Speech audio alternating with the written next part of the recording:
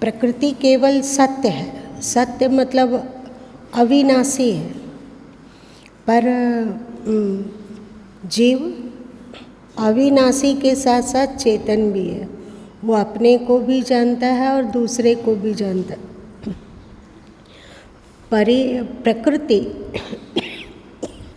एक प्रकृति होता है और एक प्रकृति के गुण होते हैं।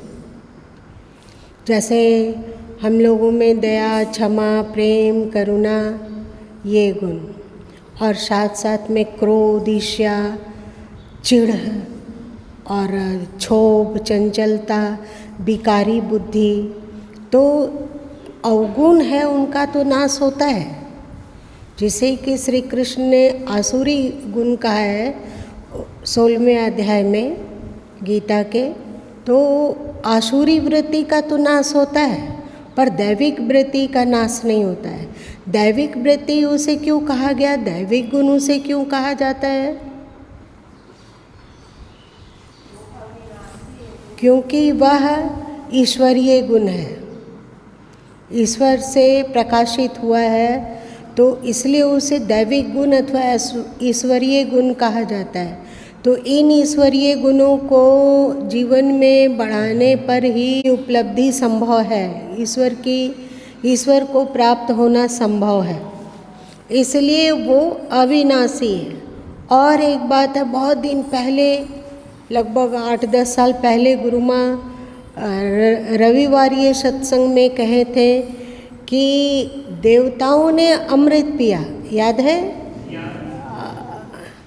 ये समुद्र मंथन में कहा गया था कि देवताओं को तो अमृत मिला पर असुर अमृत नहीं पिया। तो असुर अमृत नहीं पी पाया, इसलिए वो मरण धर्मा है, और देवता क्योंकि अमृत पिए इसलिए अविनाशी। ये सब अलंकारिक भाषा की कहानी है। अलंकारिक भाषा, अमृत पीना मतलब वो नहीं मरता है। हमारे देवता कौन है? हमारे भीतर जो दिव्य गुण है वही देवता है। ये और एक बात और आप देखिए कि उसमें राहु और केतु बच जाता है, बचता है। उसी तरह हम लोगों के दो अवगुण जीवन भर चिपके रहते हैं और उसे बहुत ही सावधान रहने की ज़रूरत है। वो है राग और द्वेष। आप लोग को क्या लगता है? हाँ, राग और द्वेष, वहाँ राहु केतु और यहाँ राग और द्वेष। यदि सावधान ना रहा जाए तो ये राग और द्वेष क्या क्या गुल खिलाता है सो देख लो। चाहे कोई त्यागी हो जाए, काम पर, काम वासना पर विजय प्राप्त कर लिया, क्रोध पर भी यथोचित अंकुश है, लेकिन जहाँ द्वेष है वहाँ पर तो गुस्सा आएगा ही, और जहाँ पर राग है वहाँ द्वेष होगा ही। राग का तात्पर्य है कि एक सीमित में बंध जाना, मोहित हो जाना, और जब हम सीमित में बंधते हैं तो विराट हमारा उसके प्रति स्वाभाविक ही तटस्थता या द्वेष बना रहता है ना। तटस्थता मतलब उदासीनता, कि जो हो रहा हो हमें क्या मतलब है ना। तो खैर, ये राग और द्वेष आप लोगों को गुरु माँ बतलाए थे एक बार कि 5 यम है। कौन कौन? अहिंसा, सत्य, अस्तेय, ब्रह्मचर्य और अपरिग्रह, जिसमें अहिंसा द्वेष का प्रतीक है, द्वेष का प्रतीक है, और अपरिग्रह राग रहितता का प्रतीक है। तो ये दोनों को यदि हम जीत पाते हैं तो बीच का चीज अपने आप आ जाएगा।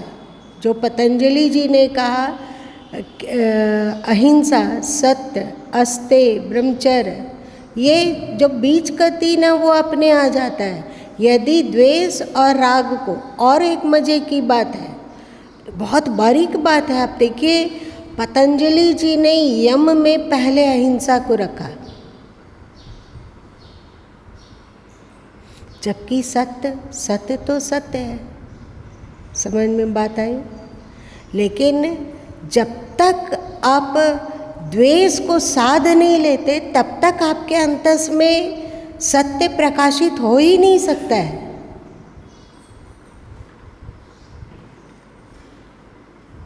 जब तक द्वेष है, चिढ़ बना हुआ है, जीवन है, जीवन में अनुकूलताएं और प्रतिकूलताएं आती ही आती है। जैसे संसार में रात और दिन चलता ही चलता है, ऐसा नहीं हो सकता है कि रात रात रात ही रहे अथवा दिन दिन दिन ही रहे, ऐसा नहीं होता है। दक्षिणी अथवा उत्तरी ध्रुवों में भी रात दिन होता है। भले ही हम लोगों के हिसाब से 6 महीने का दिन वहाँ है और 6 महीने का रात है, पर फिर भी वहाँ रात दिन होता है। हम लोगों का गीता के अनुसार हम लोगों का 100 साल ब्रह्मा जी का एक दिन है। हम लोगों का 100 साल ब्रह्मा जी का एक दिन है। सोचो कितना दिन, उसी के अनुरूप उनकी व्यवस्था बनी हुई है। तो जैसे संसार में रात और दिन लगा हुआ है, वैसे ही अनुकूलता और प्रतिकूलता स्वाभाविक है, वैसे ही निंदा और प्रशंसा स्वाभाविक है। ऐसा नहीं हो सकता है कि किसी भी व्यक्ति का केवल प्रशंसा ही प्रशंसा हो। क्या आप लोगों को ऐसे किसी मनुष्य, महापुरुष अथवा अवतारी का ज्ञान है जिन्हें केवल प्रशंसा ही प्रशंसा मिला हो? एक भी, कोई भी, चाहे श्री राम हो, चाहे श्री कृष्ण हो, चाहे वे बुद्ध हो, चाहे महावीर हो, चाहे कबीर हो या नानक हो, कोई भी हो, चाहे वे दक्षिण भारत के संत हो, चाहे उत्तर भारत के संत हो, चाहे पूरब के संत हो या पश्चिम के संत हो, अथवा संसार के किसी भी कोने में जन्म लिए हों, पर निंदा और प्रशंसा स्वाभाविक है। कुछ लोग आपकी निंदा करेंगे, कुछ लोग आपकी प्रशंसा करेंगे। यदि आप निंदकों के प्रति जल जल जल जल जल जल जल जल करते रहे तो क्या हुआ? अशांति होगी और द्वेष होगा। लगेगा कि हम ईंट का जवाब पत्थर से दे दें। लेकिन गुरु माँ बचपन में एक कोटेशन सुने थे, जब रेडियो का ज़माना था तो बाल मंडली एक आता था, तो उसमें गुरु माँ सुने थे कि महात्मा गांधी का एक वचन है कि जब तक व्यवहार और परमार्थ में कोई नुकसान ना हो तब तक आलोचकों की बातों में मत उलझो और ना ही उसे प्रत्युत्तर दो। हाँ, जब अध्यात्म अथवा व्यवहार में क्षति होती हो तो उसका उत्तर देना अनिवार्य है, जरूरी है। पर हम लोग जिन बातों में उलझते हैं वो उसके द्वारा ना हमारे व्यवहार में नुकसान है और ना अध्यात्म में नुकसान है, तो उसे दिल में क्या लगाना, उसे दिल में नहीं लगाना। खैर, राग और द्वेष समझो राहु और केतु है जो थोड़ा थोड़ा अमृत चाट लिया है। इससे पूरे जीवन सावधान रहने की आवश्यकता है। इसी को देखते हुए सदगुरु कबीर साहब ने कहा कि मन मेरा मृतक, मन को मृतक जान के मत मानो विश्वास, साधु तहाँ लौ भय करे जबलक पिंजर सांस। बहुत ज़रूरी बात है। आपके अन्य अवगुण तो धराशायी हो जाएंगे। आप साधन करोगे तो धीरे धीरे अन्य अवगुण नष्ट होते चले जाएंगे, पर राग और द्वेष चिपका रहता है। इस पर बहुत सावधान होने की आवश्यकता है, इनसे बहुत सावधान रहने की आवश्यकता है। तो प्रकृति का नाश नहीं होता है, पर प्रकृति के गुणों में परिवर्तन होकर रजस और तमस दब जाता है और सत्व का प्रकाश होता है और शरीर जब तक है, जब तक प्रारब्ध के कारण हम लोगों का प्राण है, तब तक वो दैविक गुण, वो सात्विक गुण हमारे साथ रहेंगे। और उसके बाद जब प्रारब्ध शेष होगा और शरीर शांत हो जाता है तो ये सतोगुण भी शांत रहते हैं। तो प्रकृति सत्य होते हुए भी परिवर्तनशील है। और एक बात, ऐसा मत समझना कि प्रकृति सत्य है तो उसके क्रोध, लोभ, लालच इत्यादि विकार भी सत्य है, ऐसा नहीं है। ये परिवर्तनशील है। परिवर्तनशील होने के कारण ये दुर्गुण, ये असुरी वृत्ति का दमन हो जाता है और सात्विक वृत्ति का प्रकाश होता है। आप लोगों को एक दिन गुरु माँ ने कहा था ना कि हम लोगों से पाप होने का कारण क्या है? तमस। और तमस क्यों बढ़ता है, इस पर भी ये कार्यक्रम में बोला गया था क्या? जो और गुण में अभी नहीं जाएंगे, फिर मन सिमटने लगता है तो खैर। तो जीव सत्य के साथ साथ चेतन भी है। और कल एक प्रश्न आया था कि कतिपय शास्त्र कहते हैं कि हमारी आत्मा सर्वव्यापी है और कतिपय शास्त्र कहते हैं कि नहीं, जीवात्माएं अनंत है। इसका क्या उत्तर होगा? सबसे पहले इसका उत्तर ढूंढना होगा। क्या किया जाए? दोनों को आपस में उलझे रहने दिया जाए या उसका कोई समाधान हो सकता है?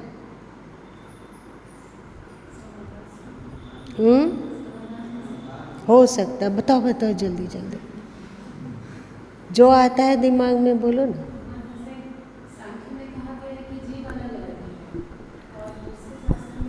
वेदांत में कहा गया है कि जीव एक है। तो इसमें जैसे कि गुरुमा कहते हैं कि आत्मा जीवात्मा क्यों कहलाती है? क्योंकि वो शरीर से जुड़े रहने के कारण आत्मा ही जीवात्मा कहलाती है।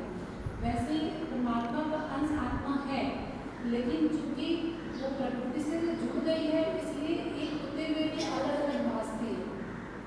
तो इसलिए उनकी क्वालिटी के कारण सांख्य दर्शन में कहा गया होगा कि जीवात्माएं कई हैं, क्योंकि हर एक आत्मा में वो। हाँ, ठीक, समझ। और कोई?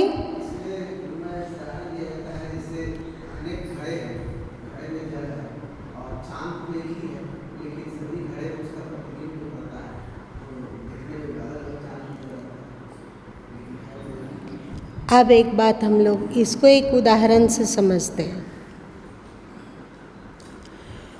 अभी हम लोग पंखा के नीचे बैठे हुए हैं, लाइट भी जल रही है। ये लाइट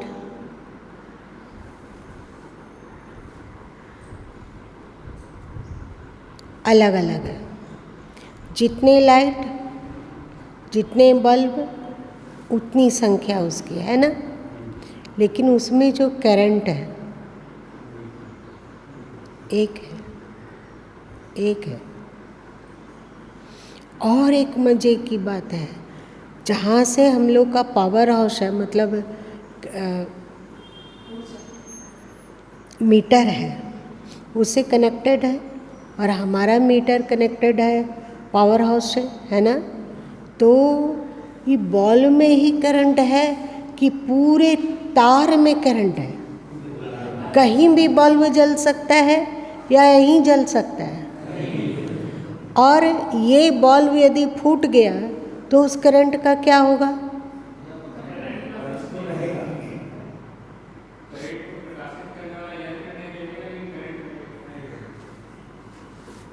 वैसे ही बल्ब की दृष्टि से करंट अलग अलग है।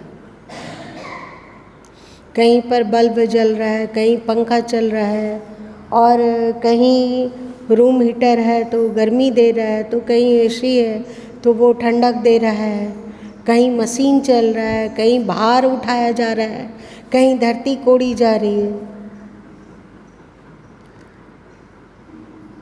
करंट एक है। कहीं जब हम लोग पानी के संपर्क में मोटर को रखते हैं तो कहीं पर वो करंट जल का प्रवाह छोड़ रहा है, और कहीं जब वेल्डिंग करते हैं तो चिंगारी निकल रही है। इतना अलग अलग होते हुए भी क्या करंट अलग अलग हुआ? नहीं हुआ। उसी तरह यदि शरीर और आकृति की दृष्टि से देखा जाए तो जीवात्माएं अलग अलग प्रतीत होती है और है भी। आपने घड़ा वाला उदाहरण कहा, एकदम परफेक्ट। एक घड़ा का जल यदि मैला है तो उसमें जो प्रतिबिंब आएगा वो भी धुंधली होगी। जिस घड़े का जल स्वच्छ है उसमें जो प्रतिबिंब है वो चमकीली है ना? उसी तरह हम लोगों का मन यदि गंदा है तो फिर ईश्वरीय आभा, ईश्वरीय स्वरूप, ईश्वरीय दिव्यता, ईश्वरीय सात्विकता, दैविकता कम उभरता है।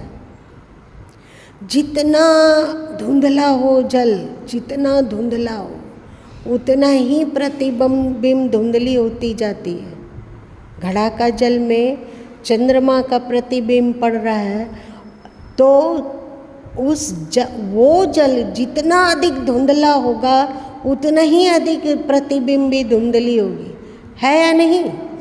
और यदि उसमें कालिक घोल दिया जाए तो चंद्रमा का प्रतिबिंब पड़ते हुए भी बहुत मुश्किल है। उसी तरह यदि आपका जल में आंदोलन चलते रहा हो, मतलब बहुत जोर तेजी से हिल रहा, हिचकोरा जाया जा रहा हो, आप लोग छाली वगैरह मथते होंगे मक्खन, तो कैसे वो इधर से कितना, वैसे यदि आप पानी को हिलोड़ते रहो तो क्या उसमें प्रतिबिंब भली भांति प्रकाशित हो सकेगा? नहीं होगा। उसी तरह हम लोगों के भीतर, हम लोगों का मन जितना तमोगुनी होगा उतना ही प्रतिबिंब हल्की रहेगी। और आप हम लोगों में तमोगुण है या नहीं है इसको कैसे जानोगे?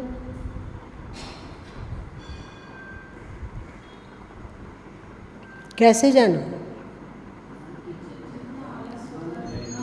जितना आप में गुस्सा आता है, जितना ज़्यादा होता है। एक होता है भूमभुरी घाम बसे सब माही। भूमभुरी किसको कहा जाता है?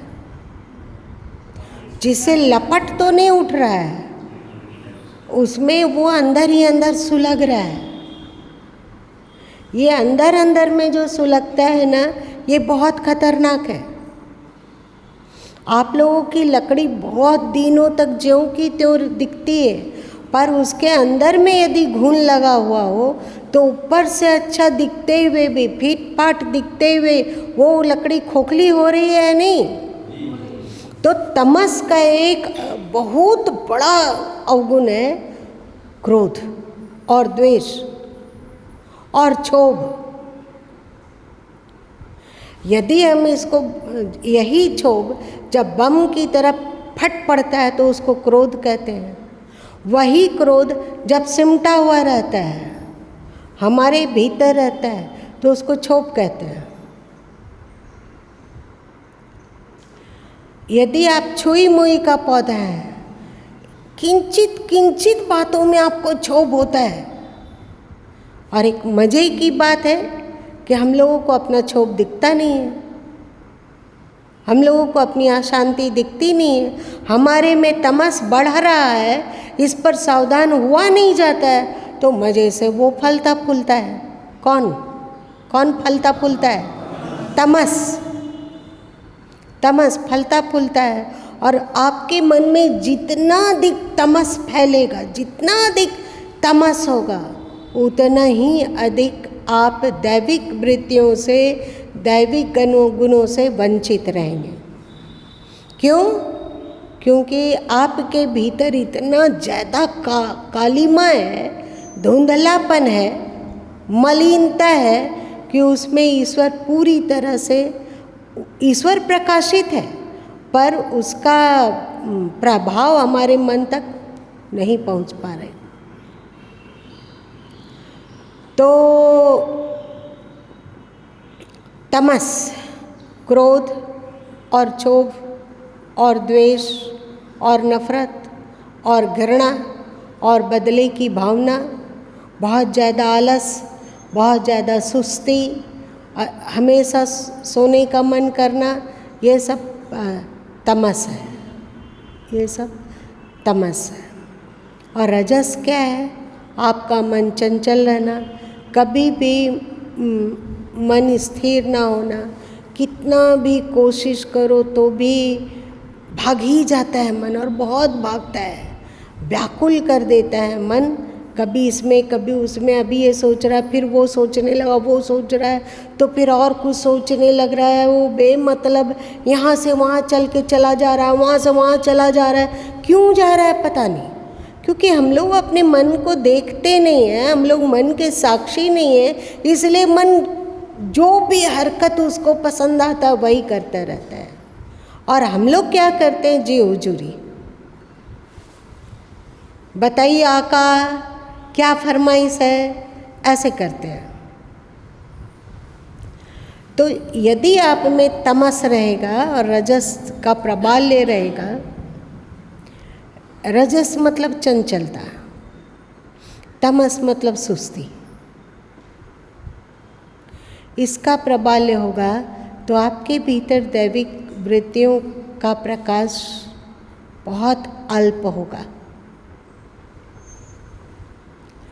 तो आप लोग डरना मत कि प्रकृति यदि अविनाशी है तो अवगुण भी, उसके तमस और रजस भी अविनाशी होंगे। अविनाशी होते हुए भी जो ज्ञानी जन हैं, जो साधक जन हैं, उसके लिए ये शांत होने वाले हैं, शांत होने वाले हैं। मतलब ये आपके अनुकूल हो जाएंगे। मतलब जैसे हम मान लीजिए, देखिए तमस है, यही तमस साधकों के जीवन में रूपांतरित होकर समाधि और प्रगाढ़ ध्यान बनता है। शंकर जी को कहा जाता है ना, वे तमोगुण के अधिष्ठाता हैं, तो उनकी समाधि और ध्यान लाजवाब है। जहाँ है जहीं बैठते हैं वहीं समाधिस्थ हो जाते हैं। आप लोग उनका तस्वीर देखते हो ना ये। और रजस क्या करता है? रजस, यदि आप अध्यात्म से जुड़ते हो और थोड़ा सा साक्षी होते हो, होश को संभालते हो, तो ये रजस आपको साधन में उत्साह बनकर मिलेगा, साधन में उत्साह। और आप कोई भी यज्ञार्थ कर्म करना चाहो तो उसमें आपको सक्रियता देगा। आप अच्छाई की ओर बढ़ना चाहो तो ये रजस आपको एक फोर्स देगा कि आप एकदम द्रुत गति से अच्छाई की ओर बढ़े, श्रेष्ठता की ओर बढ़े। गुण हो रहा है तो बोलो तो बदल दें इस सब्जेक्ट को। हाँ,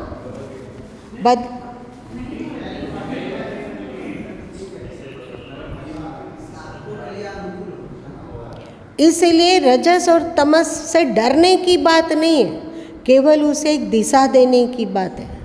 वो खतरनाक नहीं है। अनगढ़ मार्ग में जब रजस और तमस चलता है तो वो खतरनाक होता है, पर इसी को सुगढ़ मार्ग में ले चला जाया जाए, होश पूर्वक इसे सही मार्ग दिखलाया जाए, तो ये हम लोगों के जीवन का काया पलट कर सकता है। ध्यान और समाधि, इन गुणों का एक छोर पतन देता है और दूसरा छोर मोक्ष की ओर ले चलता है। अगर रजस और तमस को एक रेखा माना जाए तो इस मुंह पर तो वो हमारा पतन करता है, दुख देता है, असुर बना देता है, राक्षस बना देता है, हमारा जीवन में उठा पटक और बिल्कुल धुंधलापन। लेकिन यदि आप होश संभाल पाते हो और थोड़ा सा सावधान होकर अभ्यास कर पाते हो तो यही रजस और तमस यहाँ आकर दूसरे छोर में बड़ा ही कल्याणकारी है।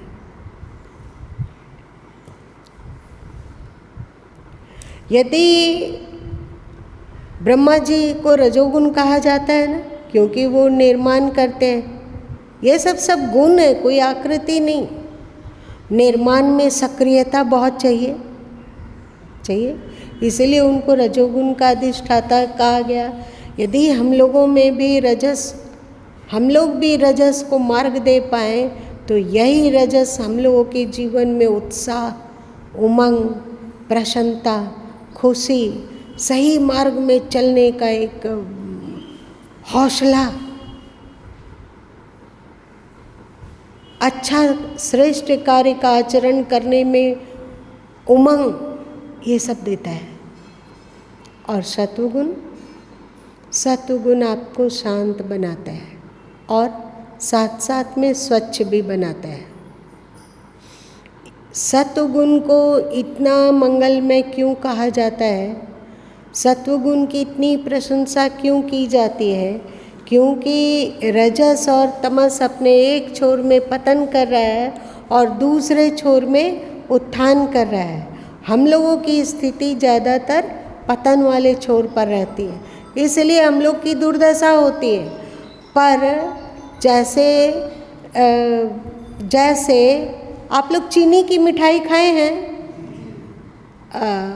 उसमें तितली बनी रहती थी, हाथी, घोड़ा और पता नहीं क्या क्या, तो उसको कहीं से भी खाओ तो वो मीठी ही लगती थी ना। वैसे ही सत्वगुण महत्वपूर्ण क्यों है? क्योंकि उसका आदि से अंत तक केवल और केवल उत्थान है, उसका दो रूप नहीं है। ऐसा नहीं है कि सत्वगुण एक छोर पर हमारा पतन कर रहा है और एक छोर पर उत्थान कर रहा है, ऐसा नहीं है। इसलिए सत्वगुण को प्रकाशित करने के लिए कहा जाता है। इसलिए हम लोगों को बोला जाता है कि आप सात्विक भोजन खाओ। उस दिन बोले थे ना कार्यक्रम में, सात्विक भोजन खाओ, सात्विक संगति करो, सात्विक वातावरण में रहो, तमस और रजस वातावरण से थोड़ा सा अपने को बचा कर रखो। और जहाँ तमस और रजस वातावरण में रहना पड़ रहा हो तो वहाँ आप वाटर प्रूफ बन जाओ।